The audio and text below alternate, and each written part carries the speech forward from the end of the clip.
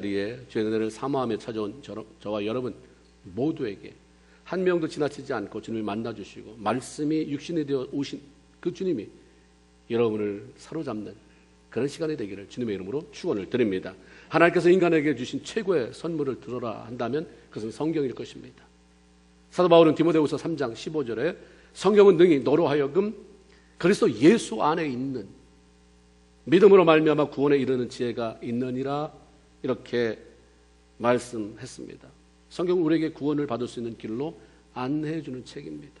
뿐만 아니라 요한복음 5장 17절에 보면 내 아버지께서 이제까지 일하시니 나도 일한다는 예수님의 말씀처럼 하나님께서 사람을 구원하시고 사람을 세워 자기 일에 동참시켜 나가는 그런 계획들을 어떻게 이루어 가시는지 하나님이 하신 일에 대한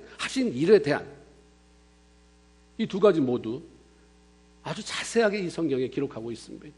그래서 우리가 성경을 읽어보면 하나님이 이렇게 일해 오셨구나, 하나님이 이렇게 일해 가시는구나, 그 하나님은 나를 통해서도 이렇게 일하고 계시겠구나 라고 하는 것을 깨닫게 되는 거죠.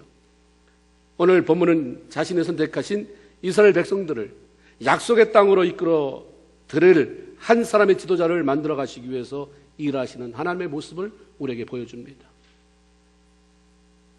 우리가 지지난부터 계속해서 출애굽기의 말씀을 듣고 있는데 다시 한번 우리가 요약을 해서 듣게 된다면 이렇습니다. 애굽을 가뭄의 위기에서 건져낸 요셉이 총리로 있을 때에 그의 초청으로 애굽에 온 요셉의 가족, 즉 아브라함의 후예들은 계속해서 숫자가 불어납니다. 몇 대가 지난 이후에는 오히려 애굽 왕 바로에게 두려움을 주는 위협적인 존재로 강해져 있었습니다. 그래서 바로는 이스라엘 백성들을 약화시키기 위해서 히브리 산파들을 이용해서 산의 아이들을 죽이려고 하는 음모 계획을 세웠습니다. 그러나 다행히도 히브리 산파들이 믿음 있는 사람들이었어요. 잘 걸린 거죠. 제대로 걸린 거예요. 하나님이 그 사람들이 거기다 집어넣어줬어요. 하나님을 두려워하는 믿음의 사람들이었기에 목숨 걸고 왕의 명령을 어겨서 사내들을 살려내므로 바로의 계획이 실패로 돌아갔습니다. 하나님의 계획은 아브라함의 후손들을 애굽에 보내서 인구를 확장시키고 강하게 만든 후에 다시 그곳에서 데리고 나와서 약속의 땅, 젖과 꿀이 흐르는 가나안 땅으로 그들을 이끌어가는 것이었습니다. 에레미야 33장 2절에 보면 이 일을 행하시는 여호와, 그것을 만들며 성취하시는 여호와라고 하신 하나님은 자신이 약속하셨거나 계획하신 일을 끝까지 이루어내시는 분입니다. 사람이 방해한다고, 사단이 방해한다고, 그래 알았다 내가 포기한다 이러지 않았어요. 반드시 그 일을 이루어내시는 분입니다.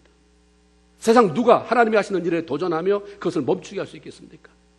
잠언 21장 30절에 보면 지혜로도 못하고 명철로도 못하고 모략으로도 여호와를 당할 자가 없다라고 말씀했습니다. 그러니까 히브리 산파를 통해서 사내를 죽이려고 했던 바로의 계획은 하나님이 하시는 일에 대한 정면 도전이고 그렇기 때문에 실패할 수밖에 없는 것입니다.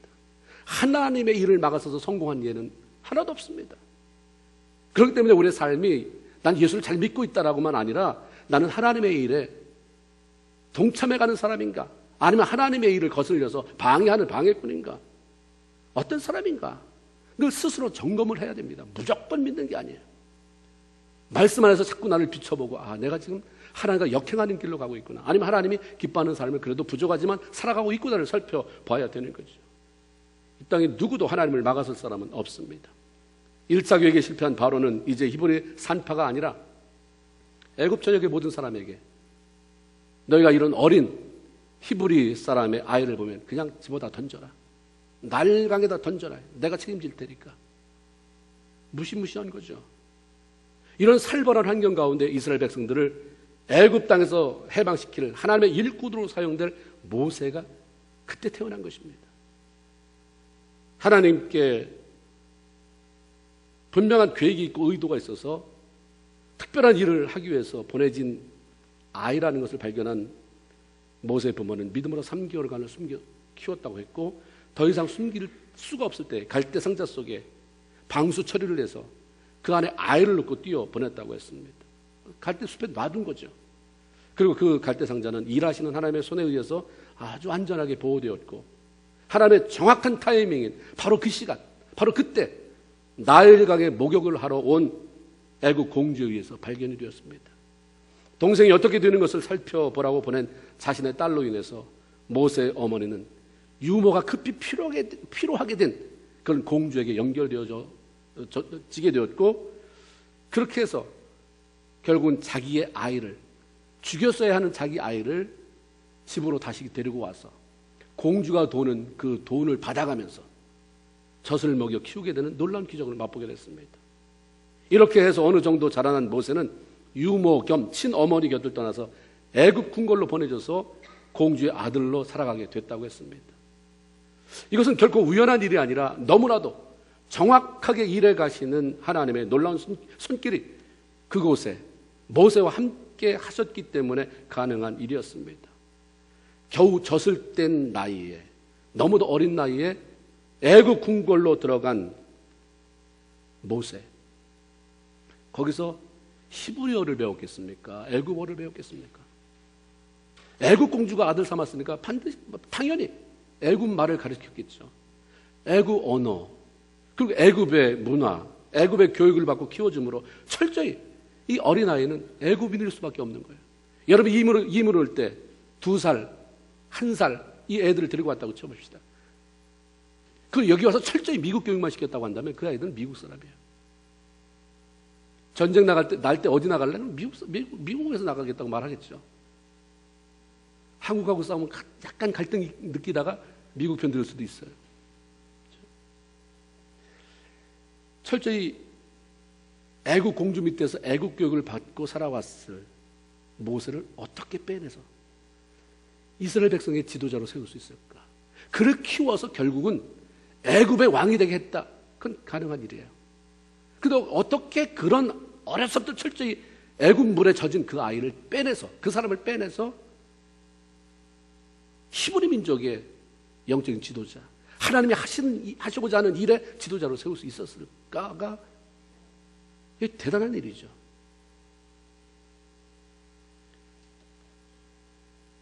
어떻게 하나님이 하셨는지 이 본문 안에 들어있어요.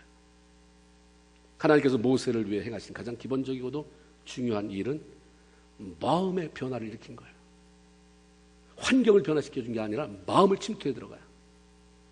여러분이 뭐 대단한 것을 가지고 있다 할지라도 그 마음이 제대로 서 있지 않으면 하나님이 일할 수가 없는 거예요. 그러니까 하나님이 강조하는 영역 속에서 많은 것이 무엇보다도 지킬 만한 것보다 내 마음을 지키라 말씀하죠. 하나님이 모세의 마음속으로 들어갔어요. 친어머니의 품을 떠나 애굽 궁전에 들어간 모세에 대해서 성경이 다시 이야기를 꺼낸 게 그의 나이 40대예요. 젖을 뗐을 때 그 어머니 품에서 애굽으로 들어갔는데 궁전으로 들어갔을 때가 5살이라고 보면 지금 40살, 35년의 세월은 어떻게 됐는지 모르죠. 성경이 가끔 간혹 한 구절씩 던져주는 것을 통해서 우리가 알게 됩니다. 11절에 보니까 모세가 장성한 후에 한 번은 자기 형제들에게 나가서 그들이 고되게 노동하는 걸 보더니 이렇게만 되어 있어요. 장성한 후에가 도대체 몇 살이냐? 사도행전 7장 23절에 보니까 이렇게 됐어요. 나이가 40이 되매 그 형제 이스라엘 자손을 돌볼 생각이 나더니 40살이 된 거예요. 지금 40살부터 40 이상 된 사람, 40세 된 사람 중요한 시기입니다. 다 중요한 시기지만 인생의 40, 불혹이라고 하는 흔들림이 없는 그 시기에 인생에 내가 뭘 할까도 중요하지만 하나님을 위해서 내가 어떻게 쓰임을 받을까? 이건 굉장히 중요합니다. 그때도 늘 먹고 사는 것들 때문에만 연연하면서 그것 때문에 하나님 앞에 부르짖는 인생이 아니라 내 인생을 하나님 잡아주시고 결코 하나님 앞에 붙잡힌 거에 대해서 후회함 없는 인생을 살아가게 하옵소서. 이게 안 되면 이 다음의 삶이 굉장히 흔들릴 수밖에 없어요. 40세 하나님이 모세를 이제 그 마음으로 침투해 가셨어요. 무슨 심경의 변화가 있었는지 모세는 자기 백성들을 돌아보고 싶은 생각이 난 거예요. 그동안은 뭐 애굽의 학문, 무술 뭐 배우느라고 거기서 훈련받느라고 아니면 거기 취해서 그걸 돌아볼 기운들이 없었던 거죠. 40세 젖을 뗀 후부터 40세가 될 때까지 애굽의 언어로 교육을 받고 애굽 문화의 영향을 받았으니 애굽 사람을 자기 동족으로 생각하고 이스라엘 백성들을 무시할 만도 한데 모세는 이스라엘 백성들을 자기 형제라고 그때까지도 생각하고 있는 거예요. 친어머니 품에서 젖을 빨며 자라던 그 얼마 안 되는 불과 몇 년의 세월 동안 받았을 그 하나님과 자기 동족에 대한 교육이 40년 가까이 받아온 애국 교육보다 훨씬 더 강한 영향력을 미치게 한 거죠. 품 안에서의 신앙교육이 세상 속에 내놔도 그 아이가 통화되지 아니하고 그 믿음을 지키게 만들었다고 하는, 도대체 어떤 어머니기에, 어떤 믿음의 여인이기에 이렇게 애를 만들어 놨을까? 우리 한번 생각해 봐야 돼요. 나는 어떤가? 우리가 이거 그냥 합리화시키는 거, 다른 사람이 다 합리화시켜 주시는 거는 그냥 나 좋으라고 하는 소리예요. 철저히 우리는 나 개인이 하나 앞에 서서 나는 어떤가를 살펴보지 않으면 속고 살아가게 되는 거죠. 하나님의 역사심도 왜 없겠습니까? 어머니한테 받은 민족교육, 하나님 여호와 신앙, 늘 그것 때문에 고민하고 갈등하고, 얼마나 갈등이 많았겠어요. 자신이 따라야 할 분은 하나님이지만 내가 돌봐야 할 동족은 히브리 민족이라고 말하는데, 내가 지금 속게 살아가고 있는 애굽은 너무 화려한 거예요. 세속적으로 수많은 속국을 두고 있죠. 바로로 가면 우는 나이도 그냥 울음이 끝일 정도로 막강한 권력을 가지고 있죠. 말할 수 없는 쾌락이 넘치는 것입니다. 역사가 요세푸스에 의하면 당시 바로 왕에게는 아들이 없고 공주 하나뿐이었습니다. 근데 공주도 결혼해서 애가 없었어요. 그렇기 때문에 물에서 건져낸 모세를 자기 양아들로 삼았습니다. 그렇기 때문에 이변이 생기지 않는 한 그냥 기다리면 모세는 왕이 되는 거예요. 어떻게 이런 일이 벌어졌어요? 그 풍요롭고 강대한 애굽에 그 땅의 실질적인 주인이 되는 거죠. 이론적으로 생각하면 자신이 해야 할 일은 하나님 잘 섬기는 것이고, 엄마한테 늘 들었으니까 너는 애굽에서 살더라도 네 백성은 히브리 민족이다. 그래서 자기 백성을 위해서 뭔가 유익을 줘야 하는 그런 삶을 살아가야 할 것이지만, 다른 한편으로는 애굽의 무슨 저변의 그런 신분이 아니라 왕자라고 하는 귀족으로 누릴 수 있는 엄청난 혜택, 그거 잃어버리고 싶지 않았을 거예요.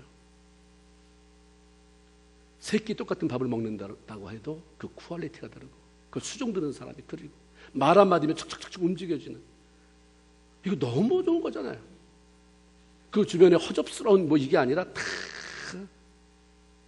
뭔가 왕자의 눈길 한번 받고 싶어서 그냥 아부하는 사람들이 주변에 수두룩 있는데, 이거 발로다 박차고 나오고 싶겠어요?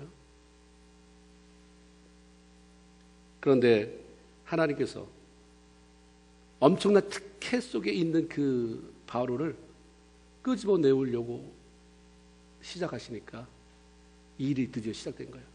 막 마음을 흔들어요. 마음을 흔듭니다. 마음을 자꾸 결단하도록 뒤집어 놓습니다. 하나님께서 그에게 어떤 하늘의 음성을 들려주셨는지, 신비한 꿈을 꾸게 하셨는지, 아니면 정치인과 귀족들의 삶을 보면서 어떤 환멸과 회의를 느끼게 하셨는지 우리는 잘 몰라요. 그러나 하나님께서 모세의 마음에서 자신이 애굽 왕자라고 하는 자부심이나 내가 다음에 이 나라의 왕이 될 것이라고 하는 기대감, 또는 마음껏 누릴 수 있는 그 보화들, 재물에 대한 미련이 사라지게 만들었어요. 그렇게 하셨다는 증거가 어디 있습니까? 히브리서 11장 24절부터 나옵니다. 믿음으로 모세는 장성하여 바로의 공주의 아들이라 칭함을 거절하고, 나 왕자 안 돼도 좋다 이거죠. 하여튼 그런 일련의 과정을 통해서 이 왕자라고 하는 것, 수많은 보물이라는 것 별 의미 없구나.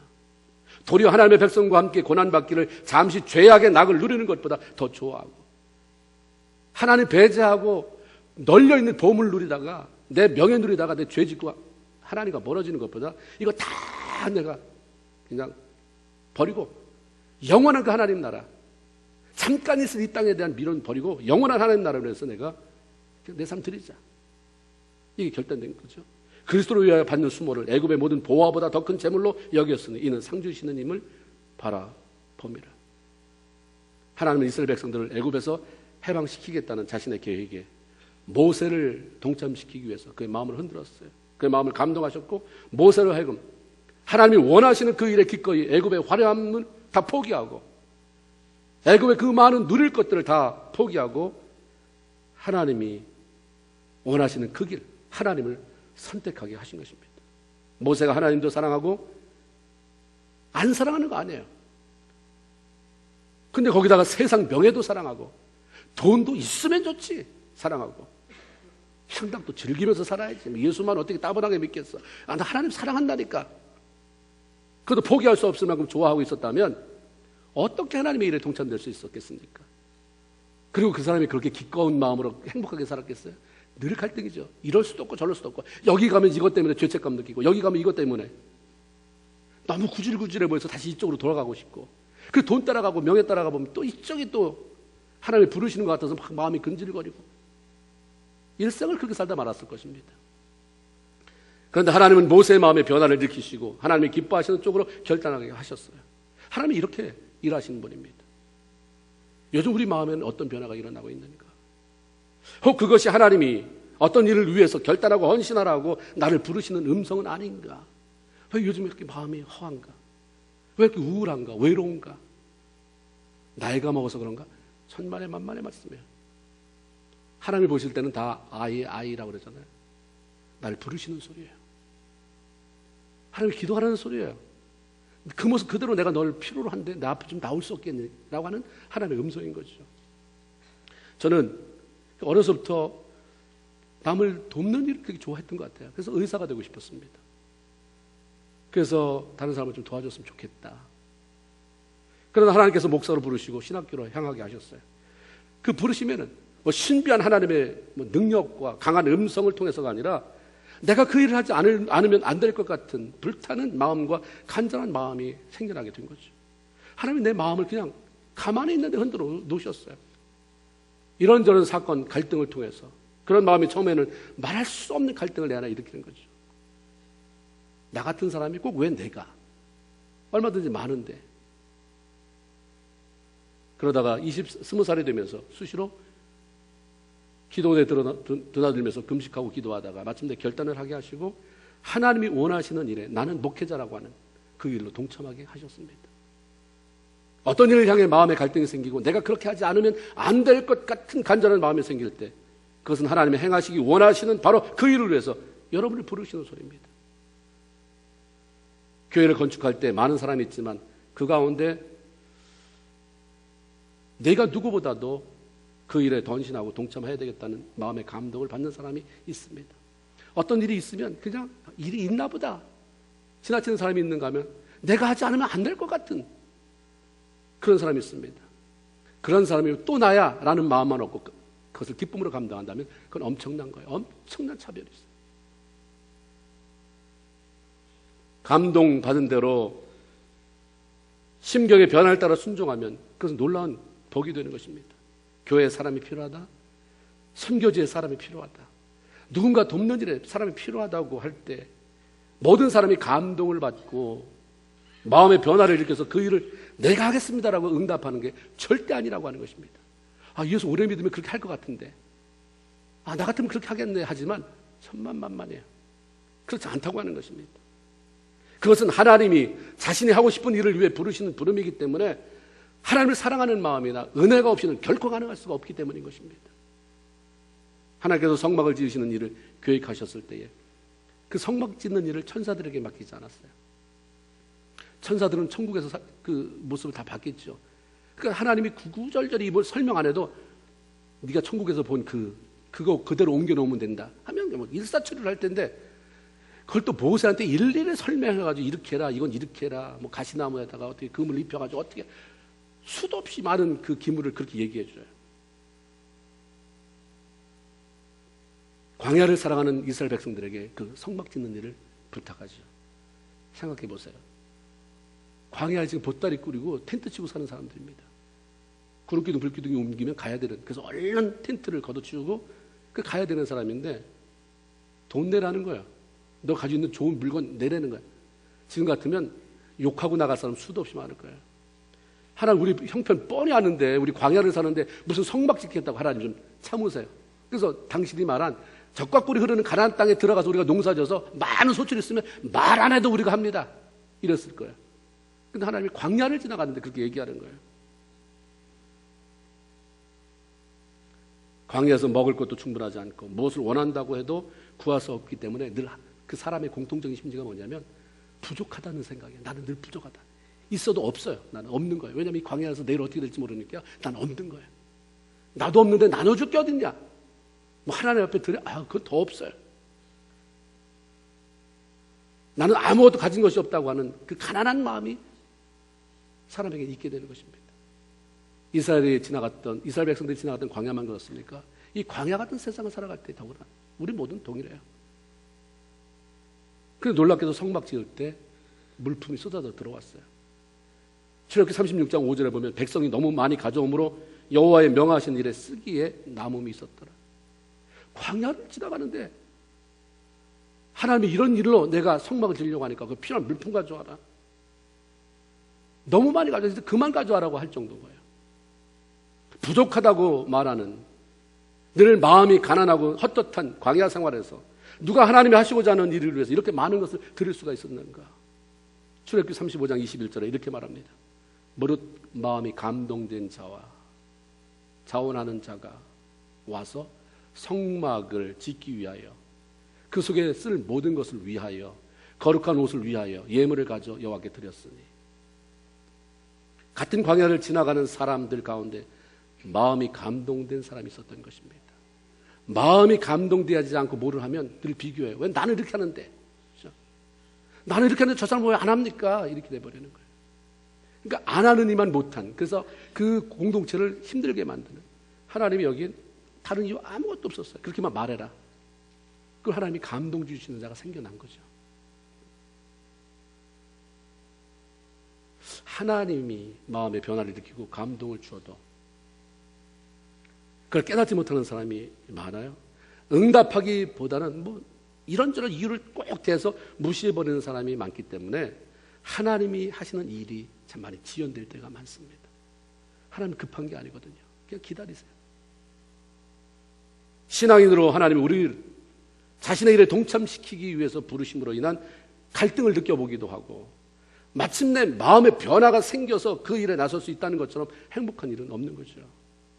지금까지 하나님을 섬겨오면서 믿어오면서 하나님이 하시고자 하는 어떤 일을 위해서 나를 흔드시고 부르시는 마음의 감동을 받아 보았는가? 감동을 받아서가 아니라 내 기분이 좋으면 하고 안 좋으면 안 하는 이런 거는 다 무효. 다 불태우면 다 없어지는 거예요. 그런 것은 그냥 다 제거해놓고 나는 정말 하기 싫은데도 하나님이 감동 줘서 이거 하나님 나한테 하라는 소리야. 이거 내가 하는 얘기야. 이 일? 그 사람 앞에 하나님 내가 해야 됩니까? 했는데 기쁨을 주셔서 하나님 나한테 하라고 하는 거라. 그래서 해본 그게 얼마나 되냐 이거예요. 하나님이 그런 감동 주실 때 어떻게 응답하셨습니까? 나 하느라고 했는데 왜 내 모양이 이 모양입니까? 했을 때 그럼 너 거기서 그렇게 말하지 말고 좀 더 올라와서 내려다봐라. 올라와서 네 모습을 다시 봐라. 보면 기가 막힐 거예요. 그렇죠?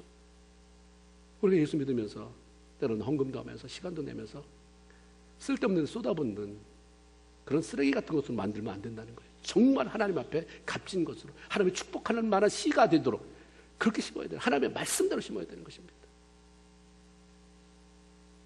지금은 주님 다시 오실 날이 굉장히 가까워서 시간이 얼마 남지 않는 시대에 우리가 신앙생활을 하고 있잖아요. 그런 시대에 우리가 하나님을 섬기고 있습니다. 아무런 영적인 유익이 되지 않는 일에 마음 뺏기지 말고 하나님 주시는 그 마음의 감동이 되어서 그분들에 동참하면서 내가 감동돼서 한 일, 그래서 심은 씨앗이 하나도 썩어나가는 게 없고 그대로 열매가 맺혀서 하나님 앞에도 영광이고 여러분의 가정에, 여러분의 가문에도 여러분 때문에 복이 되는 역사가 있기를 주님의 이름으로 축원을 드립니다. 하나님이 자신의 일을 위해서 사람을 부르실 때 사용하시는 또 다른 방법 중에 하나가 그 사람의 삶 속에 사건을 일으키는 것입니다. 사건을 일으켜서 하나님 앞으로 나오게 하죠. 매일 있는 걸, 우리 매일 밥 먹는 거를 사건이라고 말합니까? 그 일상이에요. 일상. 아침 먹고 점심 먹고 저녁 먹는 게 아니라 이런 일이 일어날 수 없는 그런 일들이 가끔 일어나잖아요. 사건을 일으키세요. 재수 되게 없다가 아니라 믿음의 눈으로 바라보면 그 사건 속에 하나님이 하시는 음성이 들어있는 거죠. 모세가 하나님이 주시는 감동을 통해 마음의 변화를 일으켜서 하나님만 우리가 살기로 결단했다고 해도 지금까지 살아온 게 있잖아요. 지금까지 편안함에 물들었던, 지금까지 펑펑 돈을 썼던, 뭐 돈이 이런 뭐 얼마나 남았는데, 뭐 잔고가 얼마나 있는데 이런 거 생각해보고 살았겠어요? 나 저거 갖고 싶어. 그럼 그냥 오는 거예요. 이런 환경에 살았던 사람이 이제 하나님 위해서 살겠다고 해도 그 쉽지 않았을 것입니다. 애굽에서 나가고 싶다고 해도 어떻게 나갈 방법이 있는 것도 아니고, 그래 내가 하나님 위해서 산다고 해서 애굽을 뛰쳐나왔다, 궁궐을 뛰쳐나왔다. 그럼 또 도대체 나는 어디 가서 뭘 해야 되는지 대책도 없는 거죠. 그런데 하나님은 모세의 삶의 사건을 일으켜서 그가 마음에 결단한 대로 하나님과 그의 백성을 위해서 애굽을 떠나지 않을 수 없는 환경을 만들어 버리셨어요. 어느 날 모세의 마음에 바로 왕의 학대 정책으로 인해서 성을 건축하는 일이나 농사 짓는 일에 아주 힘에 겹도록 노동력을 착취당하고 있는, 그러면서 고통스러워하고 있는 이스라엘 백성들을 돌아보고 싶은 마음이 생긴 거예요. 하나님이 나에게 히브리 백성을 도우라고 하면 나는 어떻게 도울까? 언젠가 기회가 된다면 나는 어떻게 도울까? 그들이 어떻게 살고 있나 한번 좀 볼까? 이런 마음이 드는 거겠죠. 나가본 거예요. 그래서 그 목적을 가지고 나갔는데 하필이면 그날, 이거 굉장히 중요해요. 하필이면 그날이에요. 하필이면 나에게. 어쩌다 하필이면 교회 한번 가보려는데 그날 일하는 날이에요. 하필이면 갔는데 내 도움이 필요한 날이에요. 하필이면 그날 나갔어요. 그때 노동의 현장에서 한 이스라엘 백성이 애굽 감독관에게 무지막지하게 아마 맞았나 봐요. 그 맞는 모습을 보게 됩니다. 고대 애굽 벽화 사진을 보면 긴 막대기를 이렇게 팔에 끼고 이러고 있는 그러한 애굽 감독관의 모습이 들어있는 그런 벽화가 많이 있어요. 이것을 통해서 이스라엘 백성들이 노동 현장에서 매를 맞는 모습이 그 당시에는 흔히 있었겠다라는 것을 짐작하게 되죠.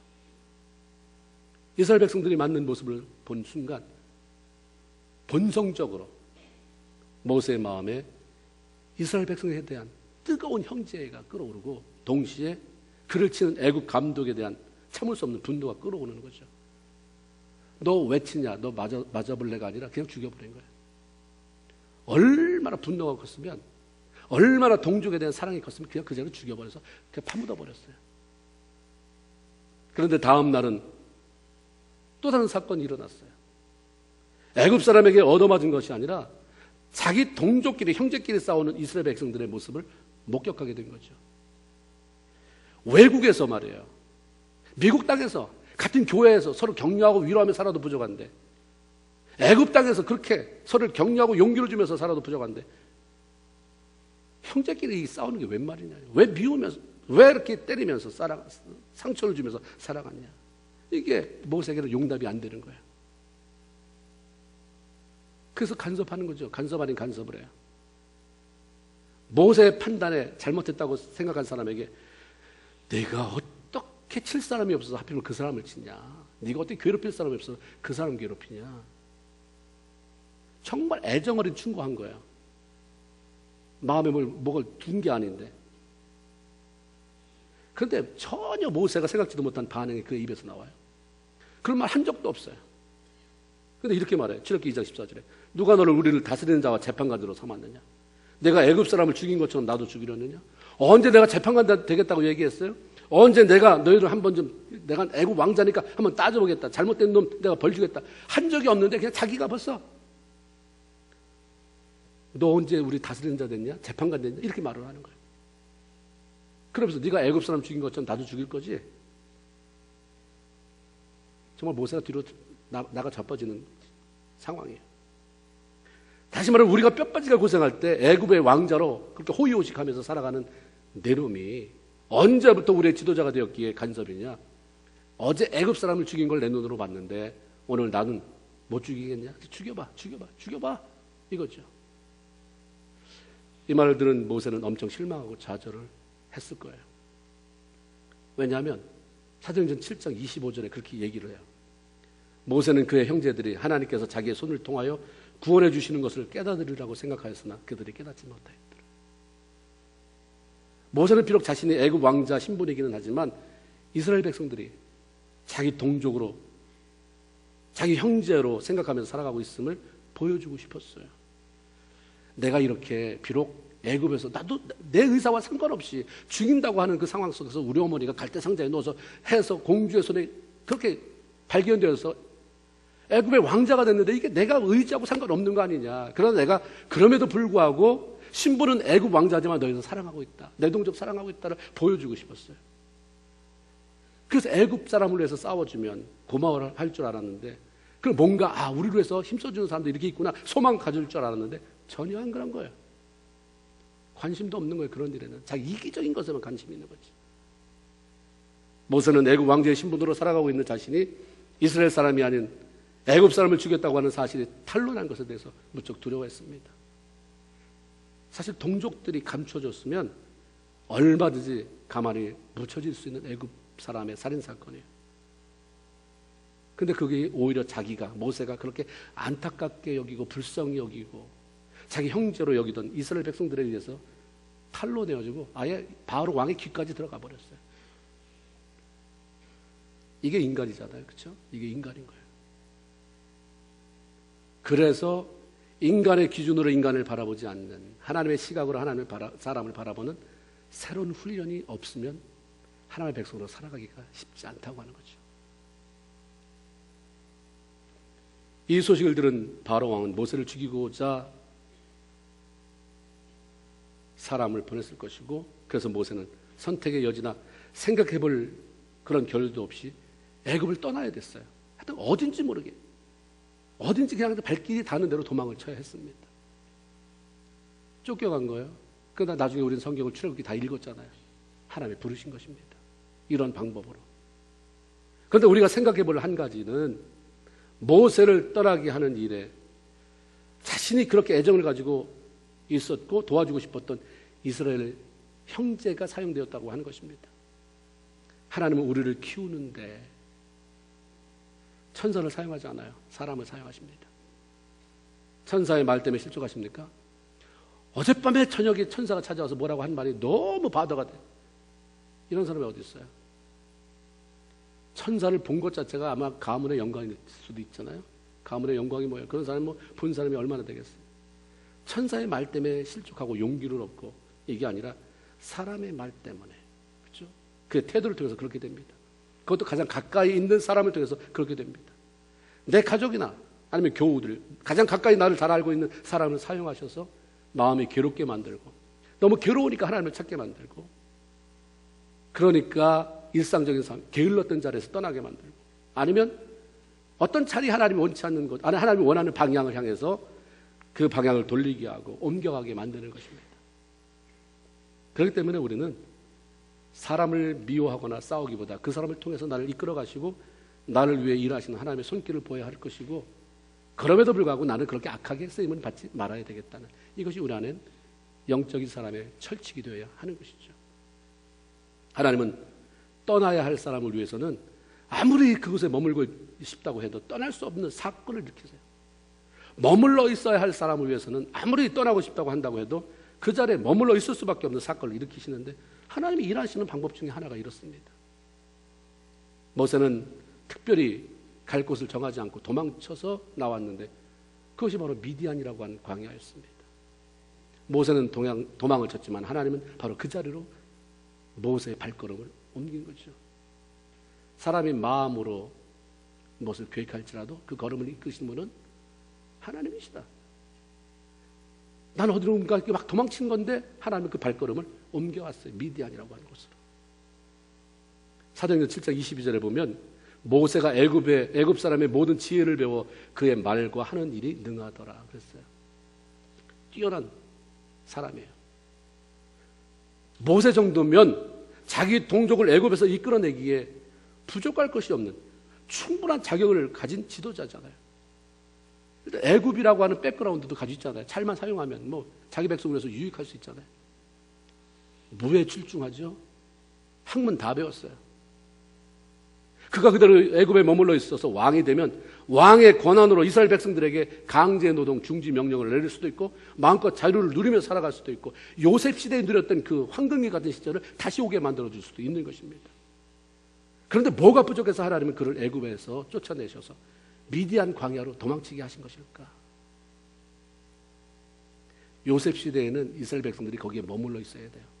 그래서 숫자를 키워가야 되고 이제 모세 시대에 와서는 머물러서는 안 되고 나가야 되는 시기이기 때문에 내가 지금 여기 머물러야 되는 시기인지 아니면 일어서야 되는지, 아직도 내가 젖을 빨아야 되는 시기인지, 이제는 남이 젖 빠는 걸 도와줘야 되는지, 아직도 내가 기저귀를 채워달라고 징징거려야 되는 시기인지, 아니면 나에게 검을 주시오, 칼을 주시오, 내가 싸우러 나가겠습니다라고 하는 그런 시기에 내가 있는지, 이거 분별이 안 되면 신앙이 무의미한 거야. 그러니까 하나님의 영광을 위해서 일하기보다는 사람하고 싸우느라고 인생을 다 보내게 되는 거죠. 쓸데없는 일에 에너지와 돈을 낭비하게 되는 것입니다. 하나님은 모세 시대는 이제 내보내야 되니까 먼저 하나님이 모세를 불러대신 거예요. 이제부터 하나님은 모세를 하나님 학교에 입학시켜서 하나님이 원하시는 과목, 너 그동안은 애국 궁궐에서 너의 정치 리더가 쌓은 그 커리큘럼 속에서 왕자 교육을 받았겠지만 나는 내가 필요한 사람을 내 학교에서 내 커리큘럼에 맞춰서 교육하기를 원합니다. 그래서 너를 이끌어냅니다.